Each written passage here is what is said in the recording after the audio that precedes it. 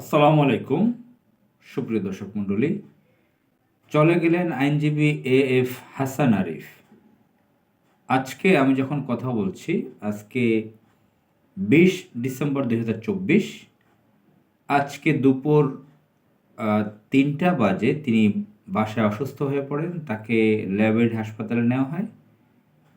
বিকেল 3:30টার সময়, বেলা 3:30টার সময় তাকে মৃত ঘোষণা করা হয়। ল্যাবেড হাসপাতালের ডাক্তার চিকিৎসকগণ বলেন যে এখানে আসার আগেই তার মৃত্যু ঘটেছে। তো আমরা ইলেকট্রনিক্স মিডিয়ার মাধ্যমে খবর জানলাম। আমি একটা ইন্টারভিউ দেখলাম, সেখানে গিয়েছেন, ল্যাবেড হাসপাতালে গিয়েছেন, তৎক্ষণাৎ গিয়েছেন বর্তমান অন্তর্বর্তীকালীন সরকারের একজন উপদেষ্টা মহিলা, সৈয়দা রিজওয়ানা হাসান, বন পরিবেশ বিষয়ক উপদেষ্টা। তিনি সেখানে গিয়েছেন। তিনি বলেছেন স্যার মারা গেছেন, ইন্তেকাল করেছেন। আমি যে ঘটনা বললাম, তিনটায় অসুস্থ হয়ে পড়েছেন, হাসপাতালে এনেছেন, 3:30টায় ঘোষণা দেওয়া হয়েছে, সে কথা তিনি বলেছেন। এবং তার এক মেয়ে আছে কানাডাতে, সে আসবে, তারপর দাফন হবে, জানাজা হবে, ইত্যাদি ইত্যাদি ঘটনা জানলাম। এছাড়াও গণমাধ্যমগুলোতে, পত্রিকার অনলাইনগুলোতে দেখলাম হাসান আরিফ মারা গেছেন। সামাজিক যোগাযোগ মাধ্যমে তো প্রচার আছে। তো এগুলো গণমাধ্যমে দেখেই আমি কথাটা বলছি।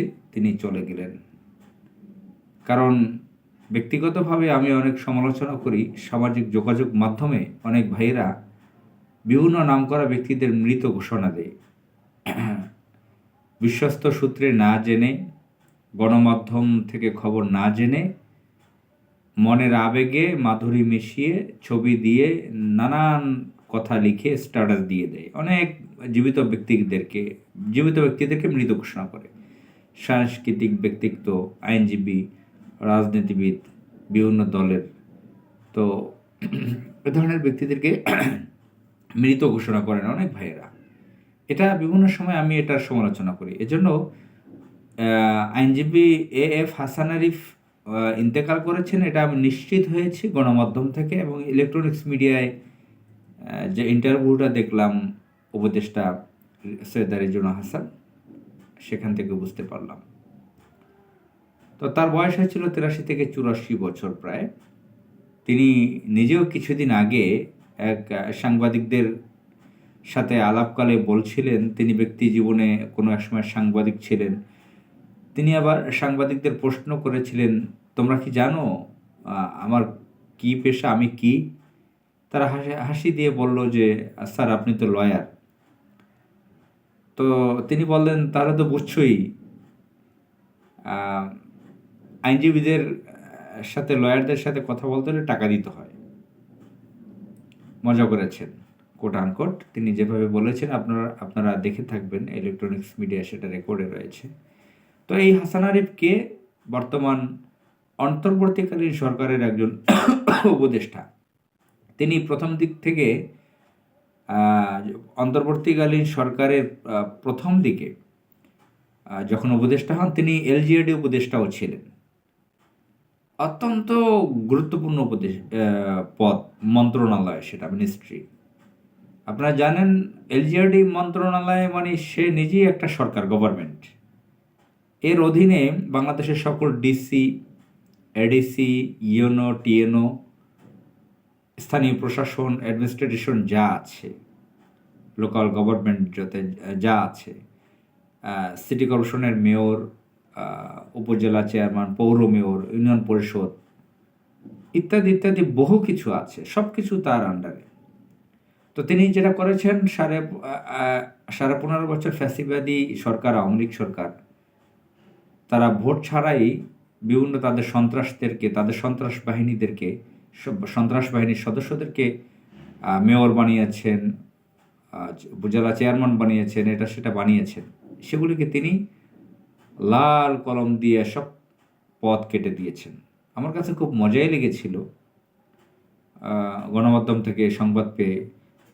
তিনি অল্প সময়ের মধ্যে শত শত ব্যক্তিদের, সন্ত্রাস বাহিনীর সন্ত্রাস বাহিনীরা যে পদগুলো আঁকড়ে ছিল, চেয়ারম্যান পদ, কাউন্সিলর পদ, মেয়র পদ, এগুলো তিনি তাদেরকে প্রত্যাহার বাতিল করেছেন এই পদগুলো। তো কলমের পাওয়ার যে সেটা কি, বৃদ্ধ বয়সের হাসান আরিফ সেটা দেখিয়ে দিয়েছিলেন। উদাহরণস্বরূপ মানুষ বলে না কলমের শক্তি অনেক, তো বৃদ্ধ হাসান আরিফ সেটা দেখাতে পেরেছিলেন।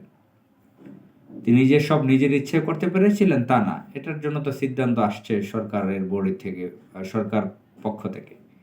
তো যাই হোক, এই হাসান আরিফ তিনি ইন্তেকাল করেছেন। সামাজিক যোগাযোগ মাধ্যমে বিভিন্ন জনের শোক জানাচ্ছেন।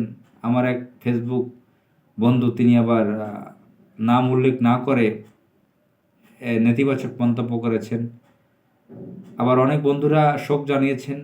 কোনো একজন সাংবাদিক, নাম করে একজন সাংবাদিক আমার ফেসবুকে বন্ধুও আছেন, তিনি বলেছেন স্যারের সাথে আমার কথা হতো, কিছুদিন আগেও দেখা সাক্ষাৎ হয়েছিল। তিনি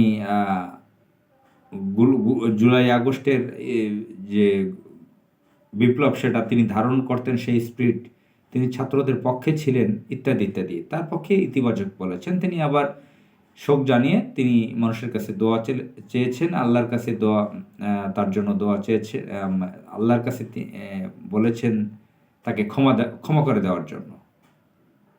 তো যাই হোক, কোট আনকোট বিভিন্নভাবে কথা যেগুলো বলেছি। এখন এই যে মানুষের মৃত্যু, হঠাৎ তিনি চলে গেলেন। তিনি এই ধরনের বয়সের লোক খুব ফিট কম আছে, যে সচরাচর চলাফেরা করে, হাঁটাচলা করে, এ ধরনের বাংলাদেশে খুব কম আছে। 80-র উপরে বয়স, লাঠিও ব্যবহার করতেন না, হাঁটাচলা করতেন, আইন পেশায় ছিলেন, সাংবাদিকদের সাথে কথা বলতেন, উপদেষ্টা হলেন।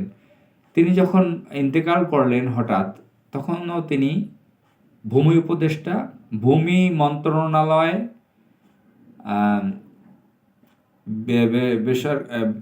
বেসামরিক বিমান মন্ত্রণালয়, আরও একটা মন্ত্রণালয় আছে, ভূমি বেসামরিক বিমান, আরও একটা পর্যটন মন্ত্রণালয়, বেসামরিক বিমান মন্ত্রণালয় এবং ভূমি মন্ত্রণালয়, এই 3টি মন্ত্রণালয়ে তিনি উপদেষ্টা ছিলেন। আমরা দেখেছি যে 111 সরকার, ফখরুদ্দিন সরকারের সময় তিনি উপদেষ্টা ছিলেন। এজন্য অনেকের কাছে বিতর্ক ছিলেন। আমার কাছেও আসলে আমি ইতিবাচকভাবে দেখিনি ব্যক্তিগতভাবে তিনি যখন শপথ নেন, কারণ আমি একজন রাজপথের আন্দোলনের কর্মী। জুলাই আগস্টের স্পিরিট আমি ধারণ করি। তো হাসান আরিফের শপথ গ্রহণ করা, তার উপদেষ্টা হওয়াটাকে আমিও ইতিবাচকভাবে নেইনি। তিনি 111 সরকারের সময়ে, যদিও সে সময় তিনি অনেক বিতর্ক জড়িয়েছিলেন, পদত্যাগ করেছিলেন, তিনি তখন আইন উপদেষ্টা ছিলেন,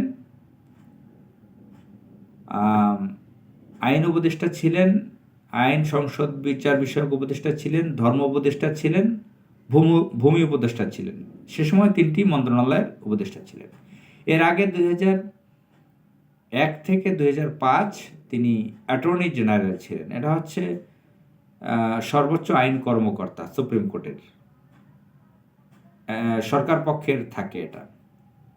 তো এক্ষেত্রে হাসান আরিফ বিএনপির সময় অ্যাটর্নি জেনারেল থেকেছেন। তিনি যে বিএনপি পন্থী অ্যাটর্নি জেনারেল আইনজীবী সেটা গণমাধ্যম থেকে টের পায়নি, বোঝা যায় না।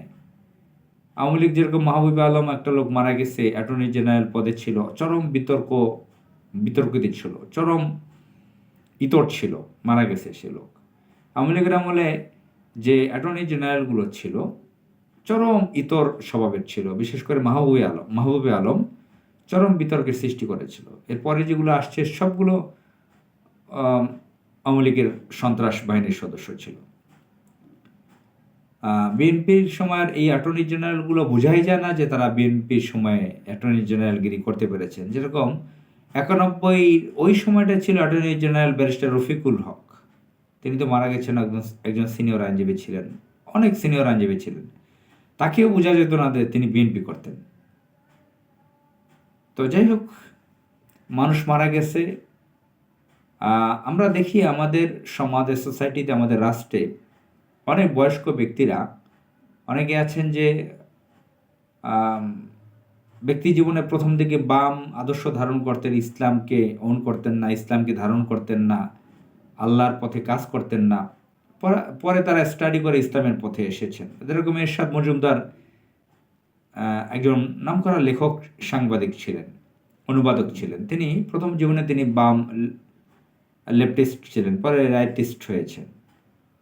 কবি আল মাহমুদ, তিনি প্রথম দিকে বাম আদর্শের ছিলেন, পরে ইসলামের দিকে এসেছেন।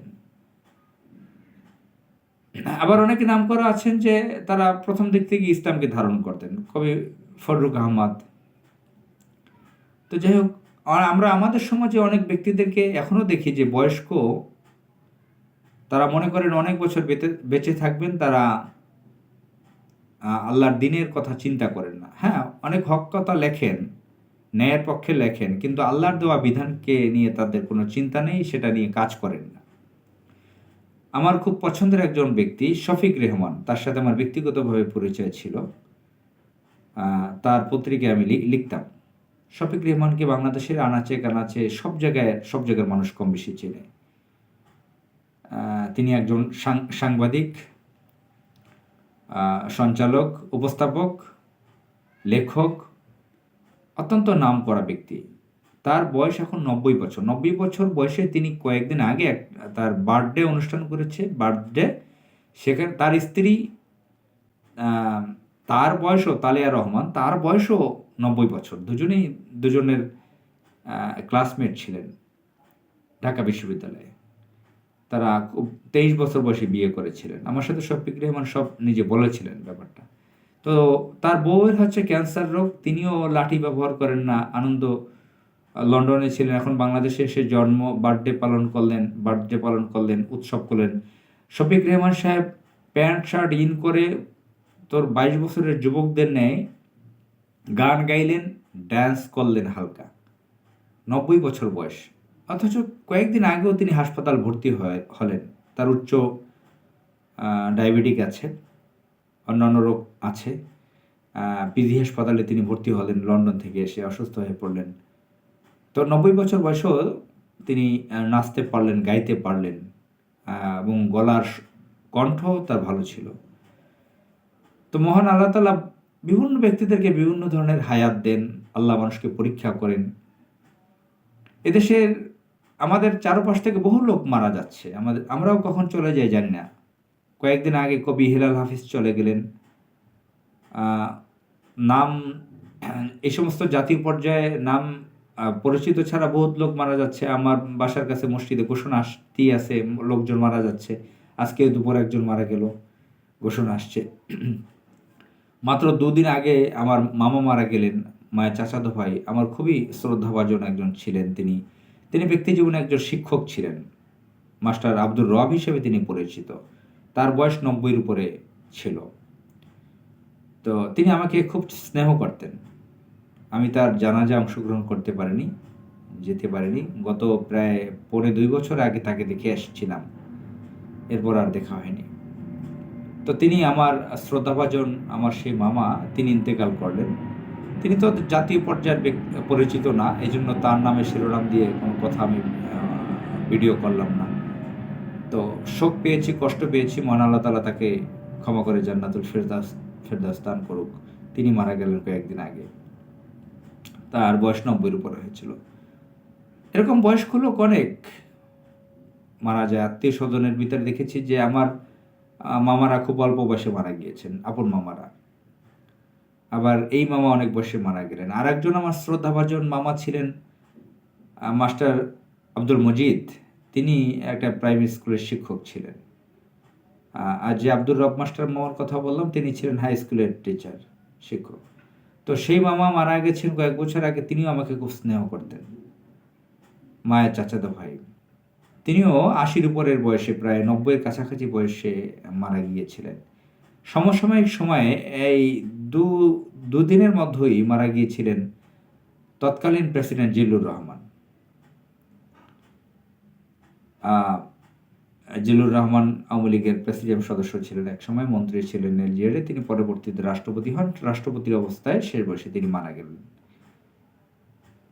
তো এই উদাহরণটা দিলাম যে রাষ্ট্রপতি জিল্লুর রহমান মারা গেছে, সেটা জাতীয় পর্যায়ে সবাই জানছে, কিন্তু আমার মামা আব্দুল মজিদকে তো সবাই চিনে না। তো এই আমার মামা মারা গেল গত 2 দিন আগে, সেটা দিয়ে আমি শিরোনাম করে ভিডিও করলাম হাসান আরিফকে নিয়ে, যার সাথে আমার ব্যক্তিগত পরিচয় নেই। এই হাসান আরিফ মিডিয়াতে তার সম্পর্কে নানান নেতিবাচক কথা শুনছি, জানি না সত্য কতটুকু। তার পারিবারিক সমস্যা ছিল চরম আকারে। তার পুত্রবধূকে নাকি সে নির্যাতন করেছিল। পুত্রবধূর সাথে তার অনেক ঝামেলা আছে, পারিবারিক কলহ তার লেগে থাকতো, অনেক ভিডিও আমরা দেখেছি। এই লোকটা উপদেষ্টা হওয়ার পর অনেকেই সমালোচনা করেছেন যে এই ধরনের ব্যক্তিদেরকে কেন উপদেষ্টা বানানো হলো। আইনজীবী হিসেবে তিনি অনেকের কাছে পরিচিত, অনেকের স্যার, অনেক আইনজীবীর। তো পরিশেষে একটা কথা বলতে চাই যে এই যে মানুষগুলো চলে যায়, পৃথিবীর কোনো মানুষই একাডেমিক শিক্ষিত বিভিন্ন পেশার হাই লেভেলের কোনো ব্যক্তি পৃথিবীতে বেঁচে থাকবে না।